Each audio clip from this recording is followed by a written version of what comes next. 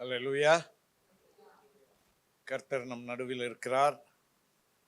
அவரை தேடி வந்திருக்கிறோம். அவரும் நம்மை தேடி வந்திருக்கிறார்.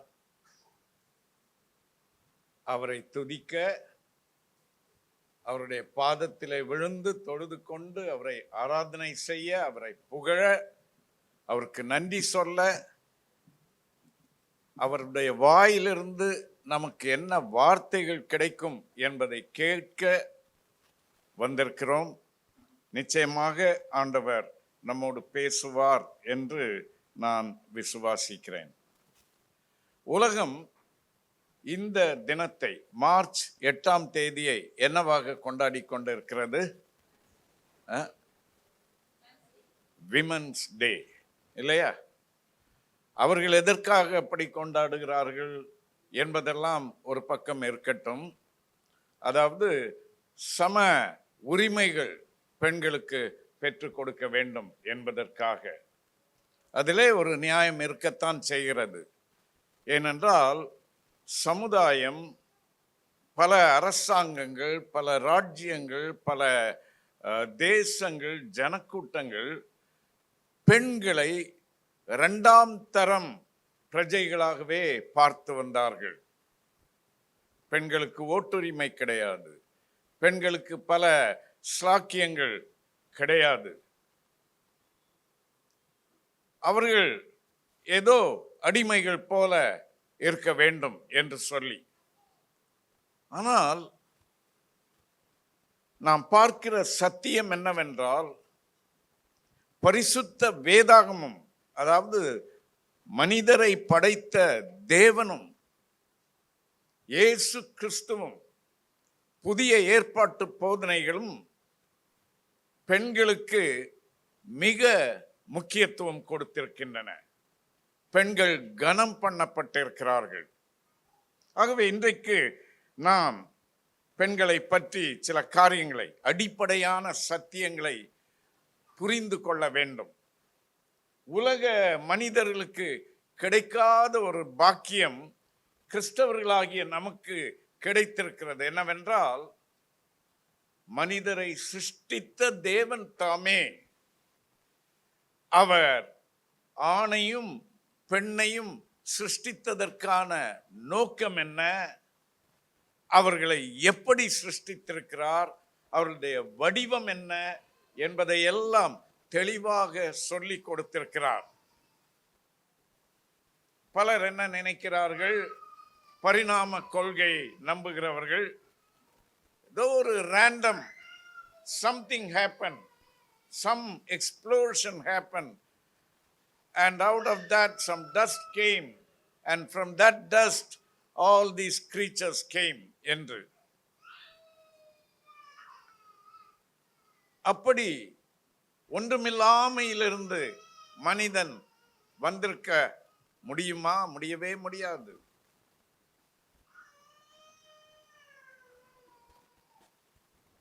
Nothing cannot produce something. Nothing can only produce nothing. ஆகவே மனிதர் இருக்கிறார்கள் என்றால் அவர்கள் சிருஷ்டிகள் என்று அழைக்கப்படுகிறார்கள். சிருஷ்டிகள் இருக்கிறார்கள் என்றால் சிருஷ்டிகர் இருக்கத்தான் வேண்டும். Where there is a creation, there ought to be a creator. Creator இல்லாதபடி creation இருக்க முடியாது. ஆதியாகமத்தை நாம் பார்ப்போம். அங்கே இந்த அஸ்திபார சத்தியங்கள் நமக்கு மிக தெளிவாக கொடுக்கப்பட்டிருக்கின்றன. சிருஷ்டிகருக்கும் சிருஷ்டியாகிய மனிதனுக்கும் உள்ள அடிப்படையான வித்தியாசம் என்ன என்பதை முதலாவது நாம் விளங்கிக் கொள்ள வேண்டும். பிறகு ஏன் அவர் மனுஷரை சிறப்பான சிருஷ்டியாக சிருஷ்டித்தார்? மற்ற சிருஷ்டிகளைப் போல அல்ல, தன்னுடைய சாயலிலே சிருஷ்டித்தார் என்று சொல்லப்பட்டிருக்கிறது. ஏன் அப்படி செய்தார்? அடுத்தபடியாக ஏன் மனுஷனை ஆண் என்றும் பிறகு அவனிலிருந்து எடுத்து பெண் என்றும் சிருஷ்டித்தார் என்றும் பார்க்க வேண்டும். இந்த பகுதியை நான் தியானித்துக் கொண்டிருக்கும் போது ஒரு சத்தியத்தை கண்டுபிடித்தேன். ஊரும் பிராணிகள், பூமியில் உள்ள மிருகங்கள், பறவைகள், கடலில் உள்ள மச்சங்கள், இவை எல்லாவற்றையும் படைத்தவர் ஹோல்சேலாக லார்ஜ் நம்பர்ஸ்ல படைத்தார். தேவதூதர்களை சிருஷ்டித்தவர் எண்ணுக்கு அடங்காத எண்ணிக்கையில, எண்ண முடியாத அளவிலே அவர்களை சிருஷ்டித்தார்.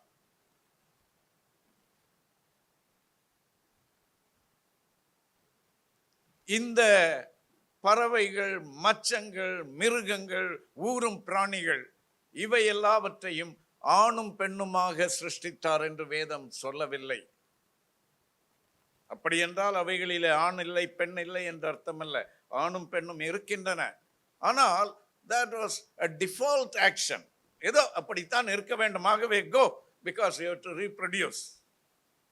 ஆனால் மனிதனை சிருஷ்டித்த போது அவர் ஆணும் பெண்ணுமாக அவனை சிருஷ்டித்தார் என்று சொல்லப்பட்டிருக்கிறது. ஏன் பன்மையிலே சொல்லப்படவில்லை? ஏன் ப்ளூரல் இல்லை? Male and female did he create him. அவனை ஆணும் பெண்ணுமாக சிருஷ்டித்தார் என்று. இந்த மனிதன் தேவனால் சிருஷ்டிக்கப்பட்டவன் என்பதை நாம் முதலாவது உணர வேண்டும். ஆதியாகமம் 2வது அதிகாரம் 7வது வசனம். யாராவது வாசிங்க சத்தமா.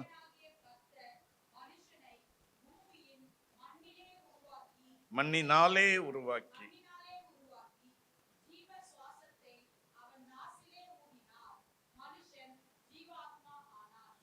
மனுஷன் ஜீவ ஆத்துமா ஆனான்.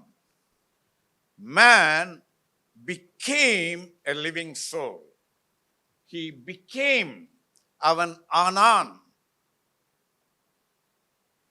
ஆனான் என்றால் என்ன அர்த்தம்?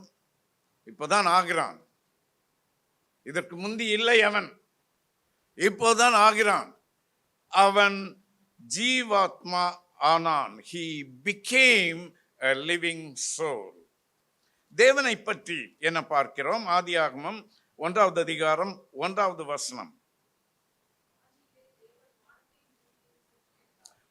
ஆதியிலே தேவன் வானத்தையும் பூமியையும் சிருஷ்டித்தார். மனிதரை பற்றி நாம் என்ன சொல்லுகிறோம்? ஹியூமன் பீயிங்ஸ் என்று சொல்லுகிறோம். கீழே இருக்கிற விலங்குகள், பறவைகள், மீன்கள், இவற்றையெல்லாம் கூட லெஸ்ஸர் பீயிங்ஸ் என்று சொல்லுகிறோம். மனிதனை ஹியூமன் பீயிங் என்கிறோம். தேவனை என்ன சொல்லுகிறோம்? ஹையஸ்ட் பீயிங், இல்லையா? மிகவும் உன்னதமான பீயிங். பீயிங் என்றால் அந்த வேர்ப் அதற்கு டு பி என்பதிலிருந்து இருக்கிறது. உம்முடைய பேர் யார், என்ன என்று கேட்டபோது அவர் என்ன சொன்னார்? I am that I am. இருக்கிறவராகவே இருக்கிறேன். எனக்கு இப்போதான் வந்தேன் என்றல்ல. அன்றைக்கு இருந்தேன், இன்றைக்கும் இருக்கிறேன், இனிமேலும் இருப்பேன் என்றல்ல, இருக்கிறேன். அன்றைக்கும் இருக்கிறேன், இன்றைக்கும் இருக்கிறேன், எதிர்காலத்திலும் இருக்கிறேன். வெளிப்படுத்தின விசேஷத்திலே அவரை பற்றி என்ன சொல்லப்பட்டிருக்கிறது? ஆதியும் அந்தமும் ஆனவர். He is the beginning and the end. அவர்தான் எல்லாமே. ஆக நாம் பீயிங் என்பதை விட தேவன்தான் being. He is being always. நாம் எல்லாம் எப்படி என்றால் becoming. உதாரணமாக சின்ன குழந்தைகள் நம் நடுவில் இருக்கிறார்கள், விளையாடிக்கொண்டு திரிகிறார்கள். அவர்கள் என்ன ஆகிறார்கள்? They are becoming grown up children, இல்லையா? நாம் எல்லாம் என்ன ஆகி கொண்டு இருக்கிறோம்? We are becoming younger. We are becoming old. Every day. நாம் எல்லாம் எப்பவுமே பிகமிங் தான், பிகமிங். ஆனால் தேவன் அவரிலே மாறுதல் இல்லையே. He is constant, மாறாதவர். இயேசு கிறிஸ்து நேற்றும் இன்றும் என்றும் மாறாதவராயிருக்கிறார். ஆகவே அப்படிப்பட்ட ஆண்டவர் ஆதியிலே என்றால் என்ன அர்த்தம்? In the beginning of time, in the beginning of creation, தேவன் கிரியேஷன் என்று ஒன்று இருந்தால் அதற்கு கிரியேட்டர் என்று ஒருவர் இருக்க வேண்டும். சிலர் ரொம்ப ஸ்மார்ட்டா ஒரு கேள்வி கேட்பாங்க, கடவுள் மனுஷனை படைச்சாருன்னா கடவுளை யார் படைச்சா?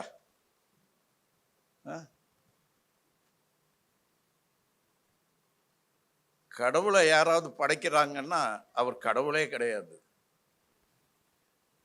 அவர் சிருஷ்டிகர் அல்ல. கடவுள் என்றால், காட் என்றால் அவர் சிருஷ்டிகர், creator. He cannot be created. அவர் எப்போதுமே இருக்கிறவர். ஆகவேதான் I am என்றார், இருக்கிறவராகவே இருக்கிறவர். அவருக்கு காலக்கெடு கிடையாது. அவர்தான் இந்த உலகத்தையும் சர்வ என்ன சொல்றது, யூனிவர்ஸ் அனைத்தையும், எல்லா கோளங்களையும் சிருஷ்டித்து மனிதனை பூமியிலே வைத்தார். வைத்தவர் எப்படி வைத்தாராம்? ஆணும் பெண்ணுமாக அவர்களை சிருஷ்டித்தார் என்று நாம் 1 அதிகாரம் 26வது வசனம்.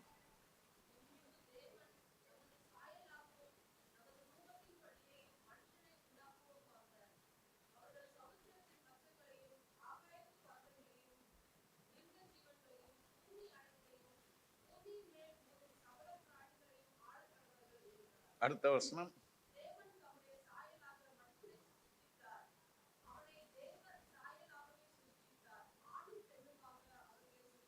ஆணும் பெண்ணுமாக அவர்களை சிருஷ்டித்தார், மேல் அண்ட் ஃபீமேல்.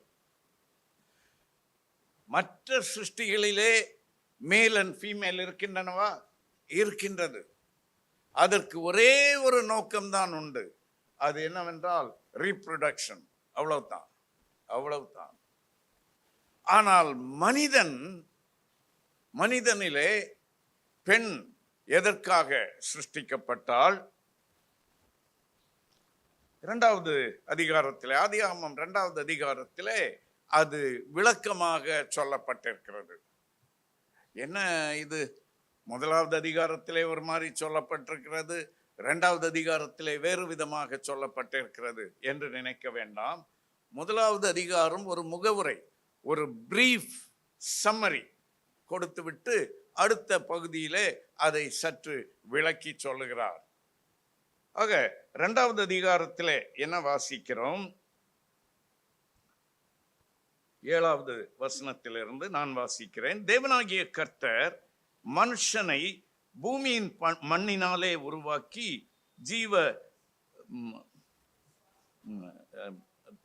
அதற்கு பிறகுள்ள பகுதியை வாசிக்கிறேன். 18வது வசனத்திலிருந்து. பின்பு தேவனாகிய கர்த்தர், மனுஷன் தனிமையாயிருப்பது நல்லதல்ல, ஏற்ற துணையை அவனுக்கு உண்டாக்குவேன் என்றார். 6 நாட்கள் 6 விதமான சிருஷ்டிகளை தேவன் சிருஷ்டிக்கிறார். முதலாவது அவர் காலத்தை சிருஷ்டித்தார், இரவு பகல் என்று, வெளிச்சம் இருள் என்று சிருஷ்டித்தார். பிறகு அவர் ஆகாய விரிவுகளை சிருஷ்டித்தார். பிறகு அவர் டைம், ஸ்பேஸ், அப்புறம் மேட்டர், இந்த பூமியை அவர் உருவாக்குகிறார். பிறகு ஆகாயத்து பறவைகள், கடலின் மச்சங்கள், பூமியிலே மிருகங்கள் இவை எல்லாவற்றையும் சிருஷ்டிக்கிறார். மனுஷனை சிருஷ்டிக்கிறார். மிச்ச எல்லாத்தையும் சிருஷ்டித்து நல்லது நல்லது என்று கண்ட தேவன் மனுஷனை சிருஷ்டித்து விட்டு சொல்லுகிறார், மனுஷன் தனிமையாயிருப்பது நல்லதல்ல, ஏற்ற துணையை அவனுக்கு உண்டாக்குவேன் என்றார். அன்பானவர்களே, இந்த கல்யாணம் என்பது ஒரு சமுதாய சம்பிரதாயம் அல்ல. இல்லை என்றால் காதலிச்சு ஓடி போயிட்டாங்க என்று சொல்லுகிற ஒரு சமாச்சாரம் அல்ல. இது உலகத்தை படைத்த தேவன், மனுக்குலத்தை படைத்த தேவன் நியமித்த ஒன்று. எதற்காக அதை செய்தார் என்றால், மனுஷன் தனிமையாயிருப்பது நல்லதல்ல. இத்தனை மிருகங்கள் இருக்கின்றன. யானை இருக்கிறது, சிங்கம் இருக்கிறது, புலி இருக்கிறது, நாய் இருக்கிறது, நரி இருக்கிறது. எல்லாவற்றுக்கும் பெயர் வேற கொடுத்து விட்டான். ஐயா ரொம்ப பிஸியாக இருக்கிறார் ஆதாம். ஏன்னா ஆண்டவர் பெரிய பொறுப்பு கொடுத்திருக்கிறார். ஆண்டவர் சிருஷ்டிச்சிட்டு சொல்றாரு, என் வேலையை முடிச்சுட்டேன்ப்பா, இப்போ உனக்கு ஒரு அசைன்மெண்ட். சொல்லுங்க ஆண்டவரே, இதுக்கெல்லாம் நீ தான் பேர் கொடுக்கணும். வா என்று சொல்லி பேர் கொடுக்கிறார். நம்மளும் பேர் கொடுக்கறதுல எல்லாம் ரொம்ப கெட்டிக்காரங்க இல்லையா? நல்ல பேர் கொடுக்க தெரியலனாலும் நம்ம வாத்தியார்ல இருந்து நம்ம பாஸ் வரைக்கும் என்னென்ன பேர் கொடுத்து வச்சிருக்கிறோம் இல்லையா? பக்கத்து வீட்டுக்காரங்களுக்கு என்ன பேரு, மாமியாருக்கு என்ன பேரு இல்லையா?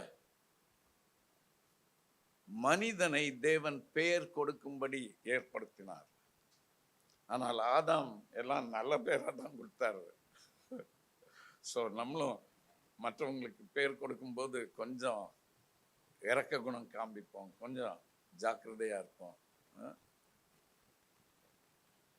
என்ன தாத்தா, என்ன ஐயா என்று சொல்லலாமே, என்ன பெருசு.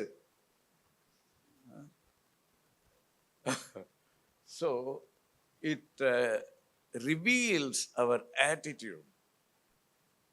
ஆதாம் நக்கலாக கிண்டலாக பெயர் கொடுக்கவில்லை, விஞ்ஞான ரீதியாக கொடுத்தார். ஆதாம் காலத்தில் இருந்தே விஞ்ஞானம் இருந்தது. ஓகே, சோ அவன் ஏற்ற துணையை உண்டாக்குவேன் என்றார்.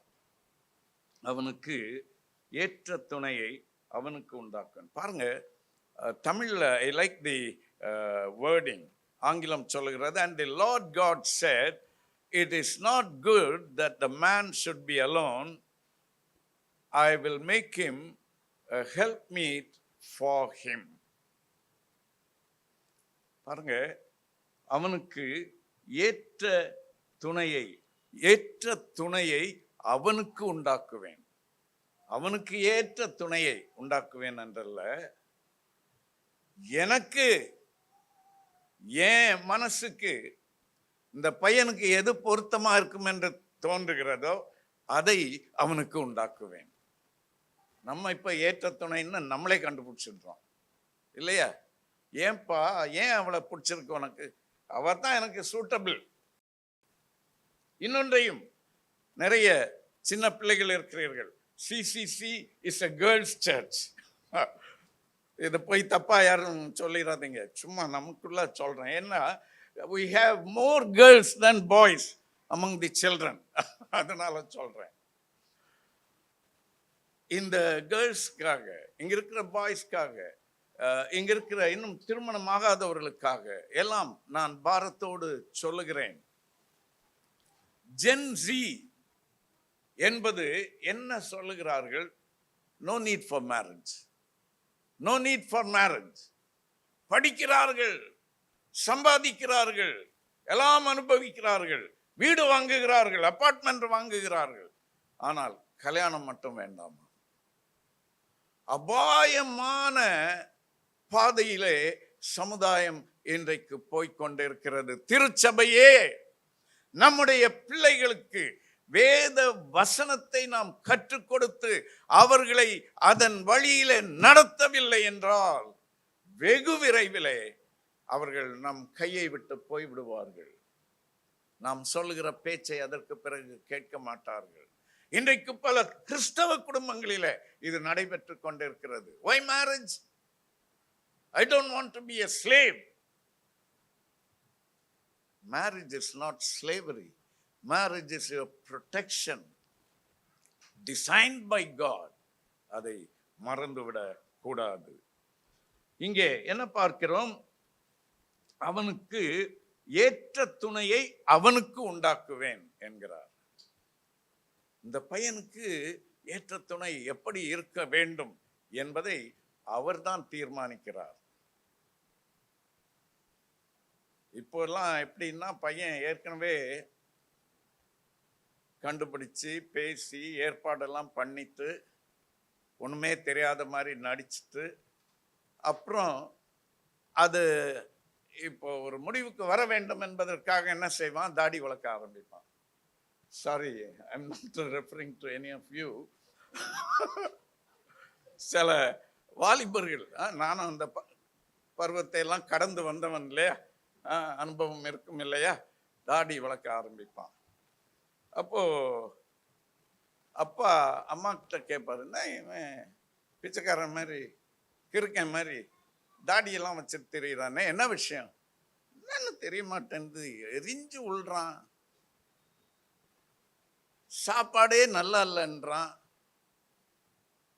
அப்ப அப்பா சொல்லுவாரு, பையனுக்கு கல்யாணம் கேட்குது போல இருக்கு, வயசாச்சு இல்லையா, சரி ஒன்று பார்த்துருவோம் என்று பார்ப்பார்கள். பார்க்க ஆரம்பித்த உடனே சொல்லுவோம், அதெல்லாம் முடியாது, சும்மா உங்களுக்கு விருப்பமான இது எனக்கு விருப்பமானது தான் வேணும். அப்புறம்தான் இவங்களுக்கு புரியும், ஓஹோ அப்படி ஒன்று இருக்கு போல இருக்கு என்று கேட்டு வேறு வழி இல்லாமல் ஏதோ ஒன்றை செய்து வைப்பார்கள். ஆனால் இங்கே ஆதாம் அப்படியெல்லாம் டிராமா போடவில்லை. ஆதாம் ரொம்ப பிஸியாக இருந்தார். பிஸியாக இருக்கும்போது சிருஷ்டிகர் பார்த்து சொல்லுகிறார், என் பையன் எவ்வளவு சூப்பரா நான் கொடுத்ததெல்லாம் செஞ்சுட்டு வர்றான் என்று சொல்லி திடீரென்று ஆதாம் கிட்டவே சொல்லாம அவனுக்கு அனிஸ்தீசியா கொடுத்து விடுகிறார்.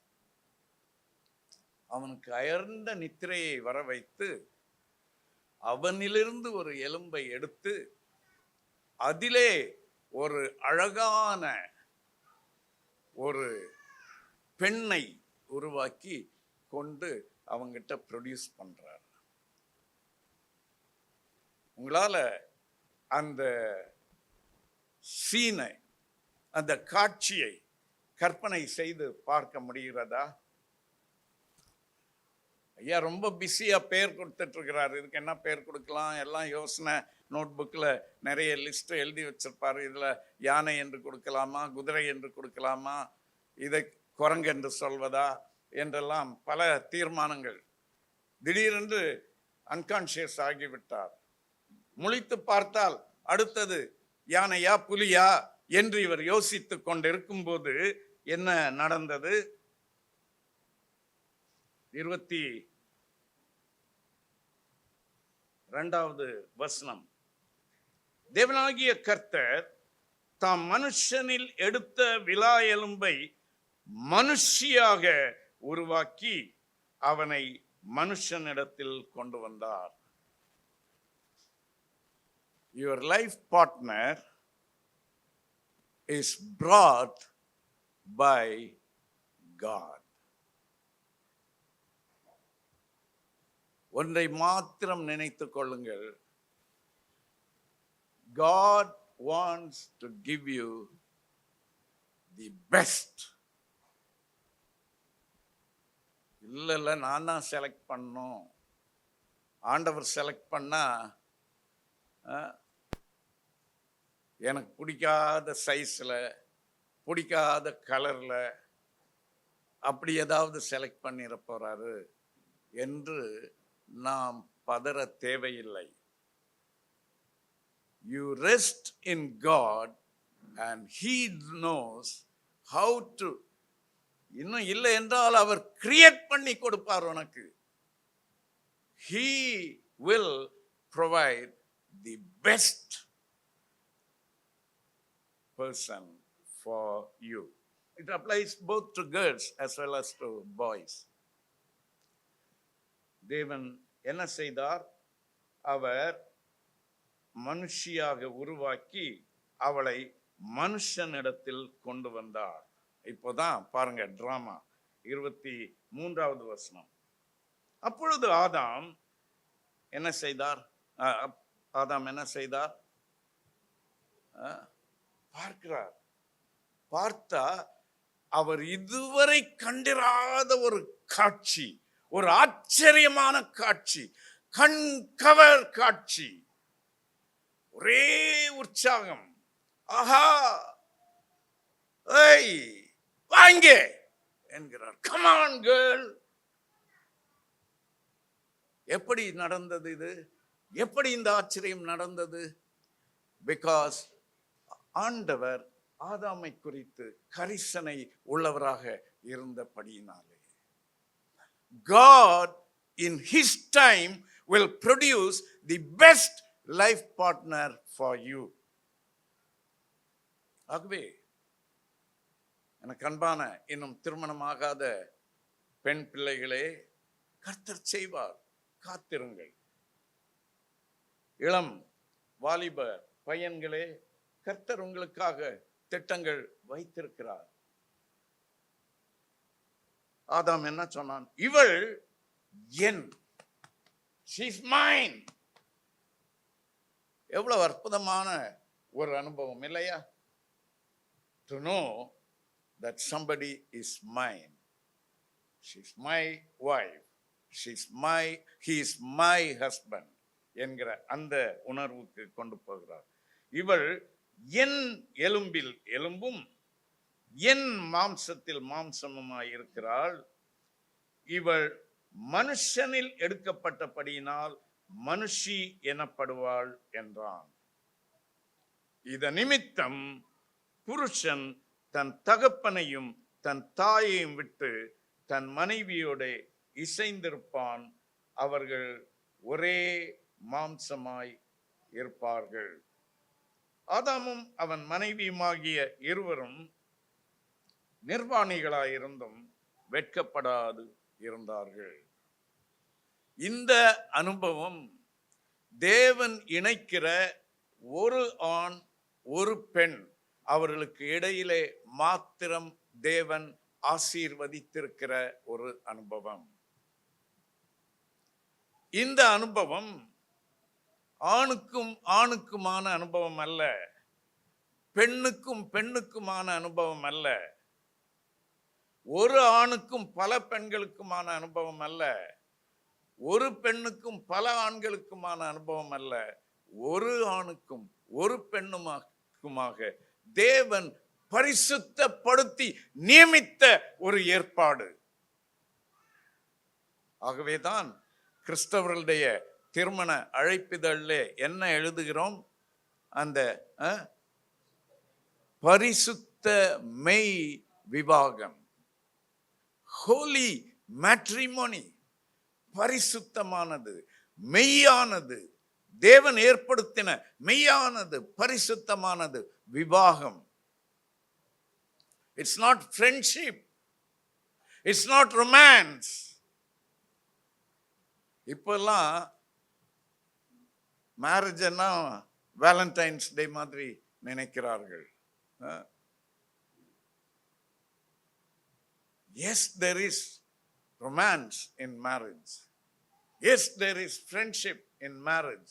But marriage is far above that. இப்படி இந்த மனிதனுடைய பாதுகாப்பு வளையத்திற்குள்ளே செயல்பட்டு கொண்டிருக்க வேண்டியவள் தான் மனைவி என்பவள், பெண் என்பவள். That is God's design. அப்படி என்றால் எல்லா பெண்களுக்கும் கல்யாணம் ஆகிவிடுகிறதா? எல்லா ஆண்களுக்கும் கல்யாணம் ஆகிவிடுகிறதா? வேதாகமத்திலே திருமணமாகாத ஆண்களை பார்க்கிறோம், திருமணமாகாத பெண்களை பார்க்கிறோம். அவையெல்லாம் இருக்கும் சமுதாயத்திலே. ஆனால் வடிவம் இதுதான், வடிவம், டிசைன் இதுதான். ஒரு பஸ் என்றால் அது பப்ளிக் டிரான்ஸ்போர்ட்டுக்காக வடிவமைக்கப்பட்டிருக்கிறது. ஒரு கார் என்றால் அதற்கு முந்தியெல்லாம் என்ன பெயர் சொல்வார்கள் என்றால் பிளஷர் கார். பிளஷர் கார் என்றால் என்ன? உல்லாச வாகனம். வசதியாக இருந்து போவதற்கு மேக்சிமம் 4 பேர் தான் உட்கார முடியும் என்கிற விதத்திலே வடிவமைக்கப்பட்டிருக்கிறது. ஒவ்வொரு வடிவத்திற்கும் ஒரு நோக்கம் இருக்கிறது. அதுபோல மற்ற விலங்குகளுக்கும் மனிதருக்கும் உள்ள வித்தியாசம் என்னவென்றால் அவையெல்லாம் ஒன்லி டு ரீப்ரொடியூஸ். ஆனால் மனிதன் தேவ சாயலிலே சிருஷ்டிக்கப்பட்டவன். அவன் தேவனுடைய நோக்கங்களை நிறைவேற்ற வேண்டியவன். இந்த மனிதனுக்கும் மனுஷிக்கும் இடையிலே தேவன் ஏற்படுத்தி இருக்கிற இந்த பரிசுத்த உறவுக்கு எதை சமமாக தேவன் ஒப்பிட்டு நமக்கு காண்பித்திருக்கிறார்? தேவனுக்கும் சபைக்கும் இருக்கிற உறவுக்கு சமமாக. தேவனுக்கும் சபைக்கும் இருக்கிற உறவுக்கு சமமான ஒரே உறவு இந்த புருஷனும் ஸ்திரீயும் தேவனால் இணைக்கப்பட்ட அந்த நிலையிலே இருப்பதுதான். இந்த ஸ்திரீ கவனிக்க வேண்டிய சில காரியங்கள் நான் உங்களுக்கு சொல்ல விரும்புகிறேன். இந்த ஸ்திரீ என்பவள் ஒரு குடும்பத்திற்கு புதிதாக வந்திருக்கிற வாஷிங் மெஷின் அல்ல. இல்லை என்றால் புதிதாக வந்திருக்கிற ஒரு சமையல்காரி, வீட்டு வேலைக்காரி அல்ல. அவள் அந்த குடும்பத்திற்கு கிரீடமாக வந்திருக்கிறாள். நீதிமொழிகள் 12வது அதிகாரம் 4வது வசனம் வாசிங்க.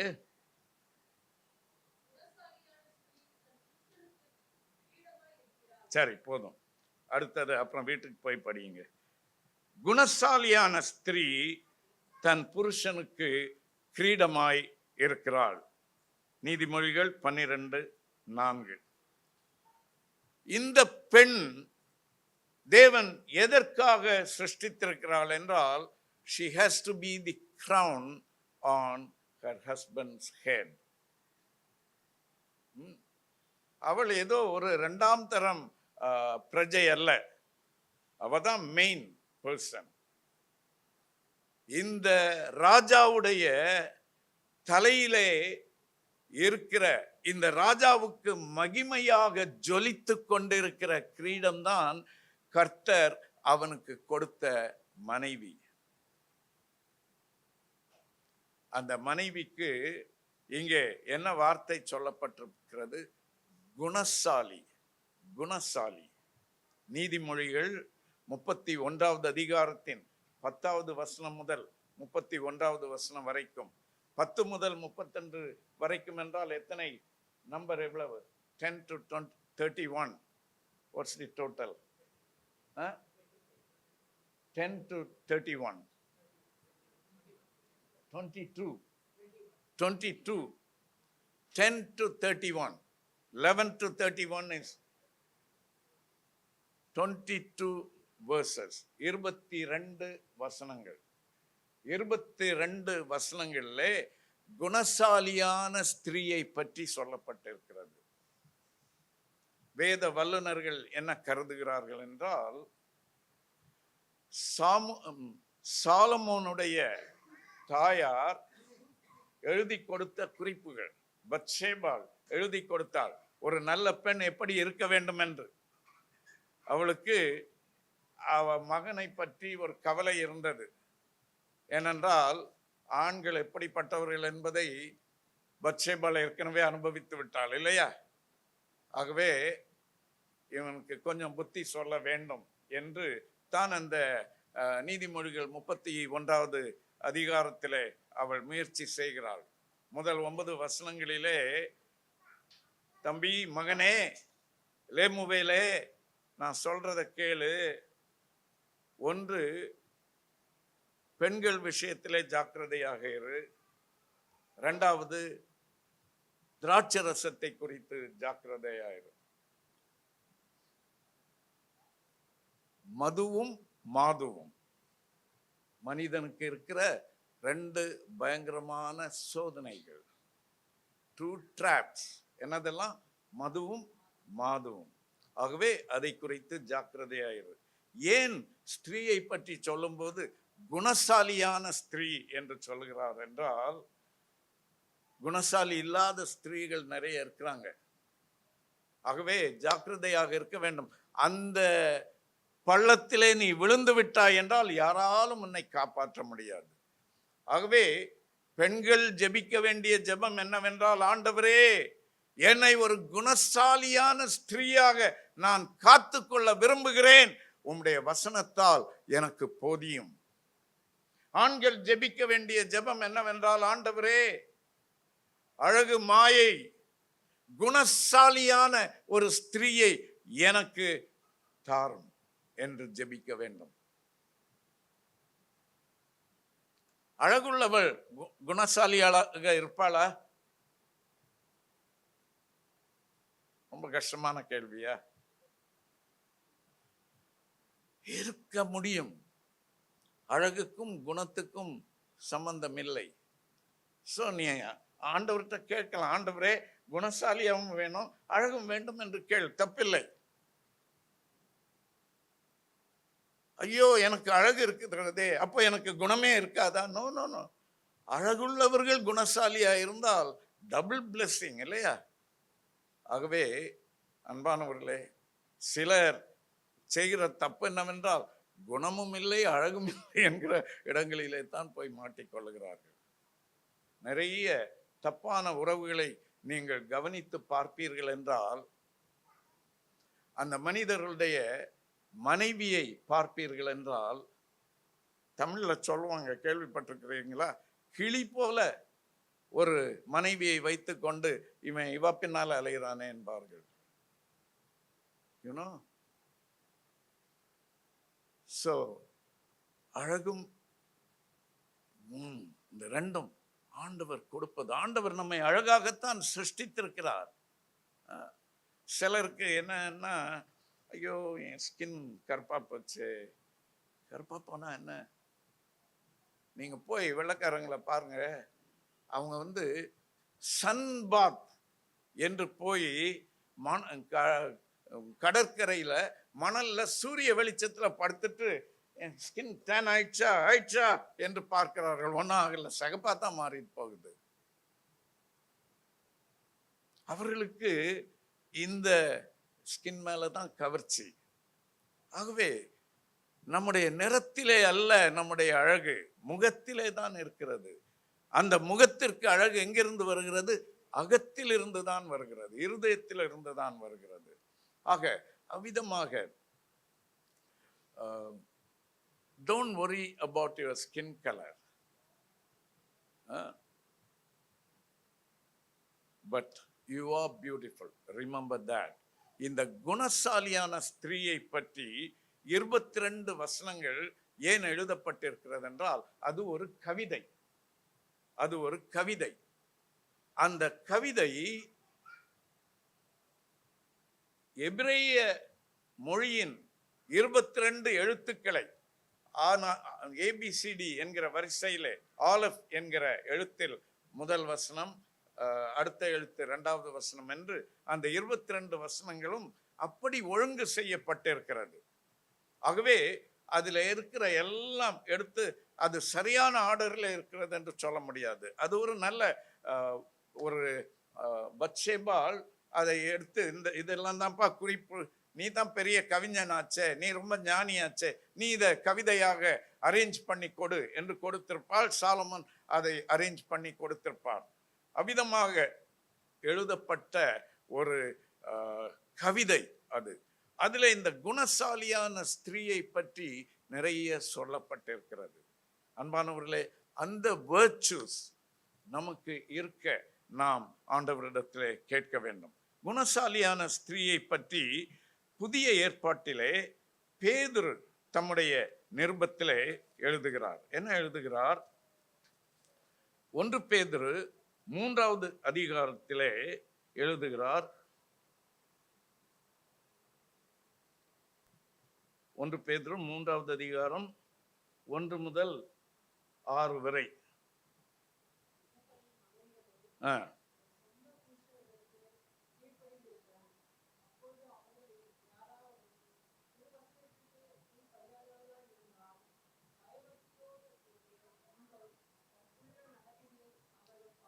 ம்.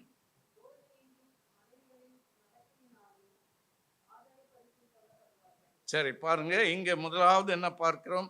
உங்கள் என்ன நடக்கை? பயபக்தியோடு கூடிய உங்கள் கற்புள்ள நடக்கை. குணசாலியாகிய ஸ்திரீ எப்படிப்பட்டவளாக இருக்க வேண்டும்? பயபக்தியோடு கூடிய கற்புள்ள நடக்கை. அப்படி இருந்தால் என்ன நடக்குமாம்? அப்படி இருந்தால் அப்பொழுது போதனை இன்றி உங்களை பார்த்து அவர்கள் ஆதாயப்படுத்திக் கொள்ளப்படுவார்கள். ஆகவே குணசாலியாகிய ஸ்திரீ பயபக்தியோட கூட கற்புள்ள நடக்கை உள்ளவளாக இருக்க வேண்டும். 3வது வசனம்.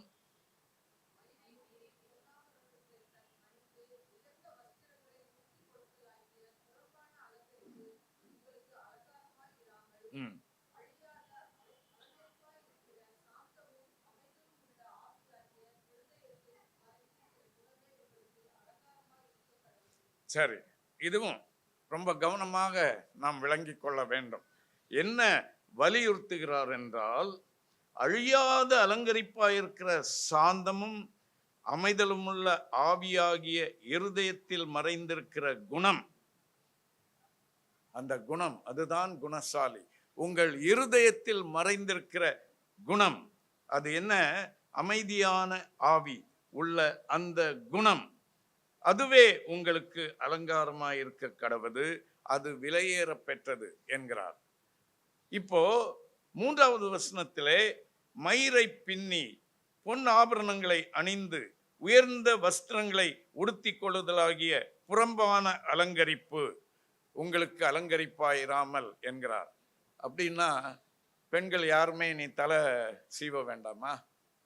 விசுவாசி பெண்கள் மயிரை பின்னக்கூடாது என்று வேதம் சொல்லுகிறதா? இல்ல, அது கூட பண்ணிக்கலாம், நகையெல்லாம் போடக்கூடாது என்று சொல்லுகிறதா வேதம்? அதெல்லாம் உலக பிரகாரமான அலங்கரிப்புகள். அது மட்டும் இருந்தால் போதாது, அது முக்கியமானதாகவும் போய்விடக்கூடாது. மாடஸ்டி. நாம் அறிந்திருக்க வேண்டியது என்னவென்றால், நமக்கு வஸ்திரம் என்பது எதற்காக கொடுக்கப்பட்டிருக்கிறது என்றால், கவர்ச்சிக்காக அல்ல, கவர் பண்ணுவதற்காக, நம்மை மறைத்து கொள்வதற்காகத்தான் வஸ்திரம். ஏதேன் தோட்டத்திலே ஆதாம் ஏவாள் பாவம் செய்த போது, அவர்கள் நிர்வாணிகள் என்பதை உணர்ந்த போது, தேவன் தாமே அவர்களை மறைப்பதற்கு அவர்களுக்கு வஸ்திரத்தை உண்டு பண்ணி கொடுத்தார். ஆக நம்மை மறைப்பதற்குத்தான் வஸ்திரங்கள் இருக்க வேண்டுமே தவிர கவர்ச்சிக்காக வஸ்திரங்கள் இருக்கக்கூடாது. இன்றைக்கு விமென்ஸ் டே என்று சொல்லி, விமென்ஸ் லிபரேஷன் என்று சொல்லி எல்லாத்திலையும் ஒரு ரிபல்லியன் என்கிற அந்த அளவுக்கு போய்கொண்டிருக்கிறது. ஆனால் கர்த்தருடைய பிள்ளைகள் உலகத்தின் யார்ட்ஸ்டிக்னால அல்ல, வேதாகமத்தில் சொல்லப்பட்டிருக்கிற ஒழுக்கத்தின் படி நம்மை காத்து கொள்ள வேண்டும். 5வது 6வது வசனங்கள் வாசிங்க.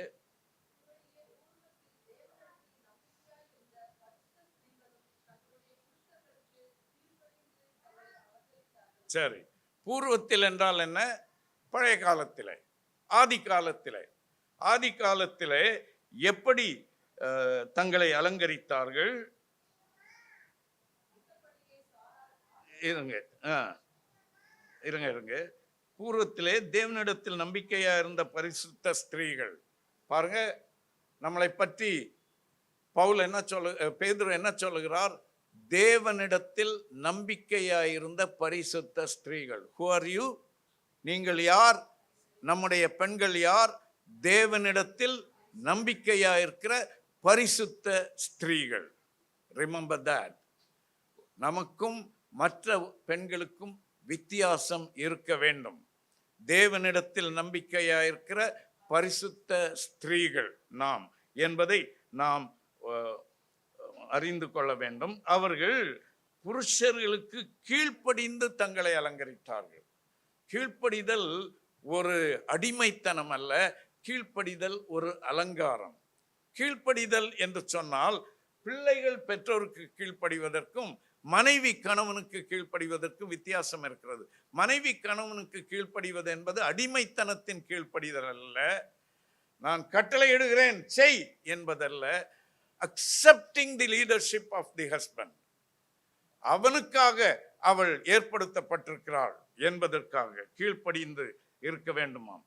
7வது வசனம், அந்தப்படி புருஷர்களே, மனைவியானவள் பலவீன பாண்டமாய் இருக்கிறபடியினால் உங்கள் ஜெபங்கள் அவர்களுக்கு தடை வராதபடிக்கு நீங்கள் விவேகத்தோடு அவர்களுடனே வாழ்ந்து உங்களுடனே கூட அவர்களும் நித்திய ஜீவனாகிய கிருபையை சுதந்திரித்துக் கொள்ளுகிறவர்களானபடியால் அவர்களுக்கு செய்ய வேண்டிய கனத்தை செய்யுங்கள்.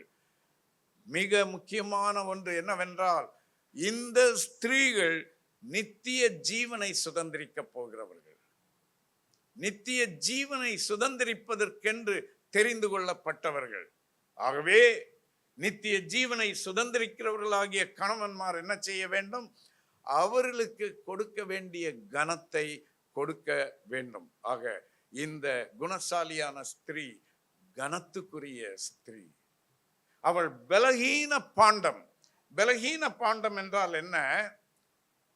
அவர்கள் பைல்வான் மாதிரி அப்படி பைசப்ஸ் எல்லாம் வைத்துக் கொண்டு இருக்க மாட்டார்கள். There is something delicate about them. Anything beautiful is delicate. ஆகவே ஆண்டவர் ஆதாமுக்கு துணையாக ஒரு பைல்வானை கொடுத்திருந்தார். எப்படி இருந்திருக்கும்? அவன் ரசிக்க முடியுமா? சந்தோஷப்பட முடியுமா? அவனுக்கு ஒரு பலகீன பாண்டத்தை தான் கொடுக்கிறார். எனக்கு அன்பான சகோதரிகளே, ஐயோ நான் ஒரு பலகீன பாண்டம், என்னால் ஒன்றுமே முடியாது என்று சொல்வதற்காக அல்ல. Remember, you are created as a delicate being, something very precious, something very very precious. நான் இந்த ரோட்டில் கார் ஓட்டி கொண்டு போகும்போது கவனிக்கிற ஒரு காரியம், சில கார்கள் என்னுடைய காரை மாதிரி இருக்கும். எப்படி என்றால், 4 பக்கமும் டென்ஸ் இருக்கும், ஸ்கிராச்சஸ் இருக்கும். சில கார் பாருங்க எப்படி இருக்கும், 20 வருஷம் ஆனாலும் பிராண்ட் நியூ மாதிரியே இருக்கும். இம்மாக்குலேட் என்பார்கள். What is the secret? என்ன நினைக்கிறீங்க? பல வருஷங்களுக்கு முன்பு ஒருத்தர் எனக்கு சொல்லி கொடுத்தார், நீ அடிக்கடி பேனா தொலைக்கிறாய் அல்லவா? ஆமா. ஐயோ, அதை ஏன் கேட்குறீங்க? அவர் சொன்னார், நான் ஒரு ரகசியத்தை உனக்கு சொல்லி கொடுக்கிறேன். ஒரு விலை உயர்ந்த பேனாவை வாங்கி வைத்து பார், அப்போ தொலைக்கவே மாட்டாய் என்றார்.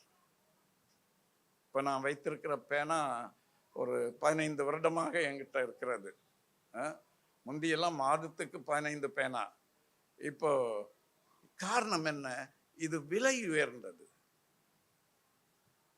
ஏன் அந்த BMW கார்லையும் பென்ஸ் கார்லையும் மட்டும் டென்ட் வரமாட்டேன்றது? நீங்க ஓட்டிட்டு போகும்போது ஜாக்கிரதையா ஓட்டிட்டு போறீங்க. அது மட்டும் இல்ல, பக்கத்துல ஓட்டு போறானே டாக்ஸி டிரைவர், அவனும் கொஞ்சம் பார்த்து தான் ஓட்டுவான். ஏன்னா அங்க மோதுனா நடக்கிறது வேற என்பது அவனுக்கு தெரியும்.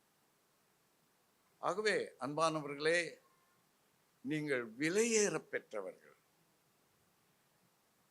You are delicate, you are precious, and God wants to protect you. And God has provided you a husband who will protect you, who will honor you, and who will bless you. So what should be our prayer? ஆண்டவரே, எங்கள் பிள்ளைகளுக்கு இந்த ஆசீர்வாதங்கள் இருக்க வேண்டும். எங்கள் வாழ்க்கையிலே இந்த ஆசீர்வாதம் இருக்க வேண்டும். இந்த பெண்கள் தினத்தன்று பெண்களை கனம் பண்ண நாம் கற்றுக்கொள்வோம். பெண்கள் குணசாலிகள் என்பதை உணர்வோம். குணசாலிகளாகவே வாழ்வோம் என்று நம்மை ஒப்பு கொடுப்போம். கண்களை மூடி கர்த்தரை நோக்கி ஜெபிப்போமா? நல்ல ஆண்டவரே, இந்த நாளிலே உம்முடைய வசனத்தின் அடிப்படையிலே நாங்கள் எப்படி வடிவமைக்கப்பட்டிருக்கிறோம் என்றும், என்ன நோக்கத்திற்காக படைக்கப்பட்டிருக்கிறோம் என்றும் நாங்கள் யாராய் இருக்கிறோம் என்றும் உணர்ந்து கொள்ளும்படி நீர் உம்முடைய வசனங்களை எங்களுக்கு சுட்டி காண்பித்ததற்காக உமக்கு நன்றி சொல்கிறோம். எங்களை பற்றி இருக்கிற தாழ்வு மனப்பான்மைகளை எங்களை விட்டு அகற்றி உம்மால் சிருஷ்டிக்கப்பட்டவர்கள் நாங்கள், உம்முடைய சாயலிலே சிருஷ்டிக்கப்பட்டவர்கள் நாங்கள், உம்முடைய நோக்கங்களுக்காக சிருஷ்டிக்கப்பட்டவர்கள் நாங்கள், கனத்துக்காக சிருஷ்டிக்கப்பட்டவர்கள் நாங்கள் என்பதை உணர்ந்து ஆண்டவரே அதற்கேற்றபடி எங்களை அமைத்து கொள்ள எங்களுக்கு உதவி செய்யும். எங்களை குறித்து எங்களுக்கு இருக்கிற தாழ்வு மனப்பான்மைகளை மாற்றி நாங்கள் உம்முடைய பார்வையில விசேஷித்தவர்கள் என்கிற அந்த உணர்வை எங்களுக்குள்ளே உறுதியாக தந்து நாங்கள் உம்மால் அழகாக சிருஷ்டிக்கப்பட்டிருக்கிறோம், உயர்வான நோக்கத்திற்காக சிருஷ்டிக்கப்பட்டிருக்கிறோம் என்கிற உணர்விலே எங்களை உறுதிப்படுத்தி, எங்களை திடப்படுத்தி, எங்களை சந்தோஷப்படுத்தி ஆசீர்வதித்து அனுப்பும். எங்கள் இரட்சகராகிய இயேசு கிறிஸ்துவின் நாமத்தில் கேட்கிறோம் எங்கள் நல்ல பிதாவே, ஆமென்.